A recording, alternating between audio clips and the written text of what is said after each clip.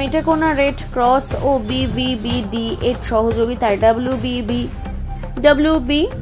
WBVBDS এর তত্ত্বাবধানে শীর্ষ অঞ্চল ভিপি সিভিক ও এলাকার সমাজকর্মী বৃন্দের আয়োজনে খড়ুই মোড়ে অনুষ্ঠিত হয় স্বেচ্ছায় রক্তদান শিবির।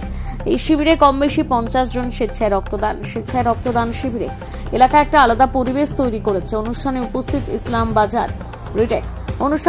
ইলামবাজার ব্লক তৃণমূলের সভাপতি ফজলুর রহমান, জয়দেব পুলিশ ফাঁড়ির আইসি সৌমিত্র শুকুল, শীর্ষা গ্রাম পঞ্চায়েত প্রধান, শীর্ষা অঞ্চল তৃণমূল সভাপতি সহ সাধারণ মানুষ ও এলাকার সমাজসেবী বিশিষ্ট ব্যক্তিরা। এছাড়াও এই শিবিরে উপস্থিত ছিলেন শীর্ষ অঞ্চল ভিপি, বিভিন্ন সিভিকরা। এদিন মানুষ স্বেচ্ছায় রক্তদান করেন। এই শিবিরে একটাই উদ্দেশ্যে, সরকারি ব্লাড সেন্টারের ভান্ডার পূর্ণ রাখতে, যাতে মানুষের প্রয়োজনে বিনামূল্যে রক্ত পেতে পারে। রক্তদান এক মহৎ দান, তাই স্বেচ্ছায় সাধারণ মানুষ এই শিবিরে এগিয়ে এসেছে। এই শিবিরে রক্ত গ্রহণ করেন সিউড়ি সদর হাসপাতাল ব্লাড সেন্টার। প্রতিটা রক্তদাতা রক্তদানের পর তারা আবার রক্তদান করার ইচ্ছে জানিয়েছেন। আগামী দিনে এলাকার মানুষদের নিয়ে আরো উন্নত মানের শিবির আমরা সম্পন্ন করব বলে আশা রাখছি বিশিষ্ট সমাজসেবী ফজলুর রহমান। তিনি সাংবাদিকদের মুখোমুখি হয়ে কি জানালেন শোনাবো।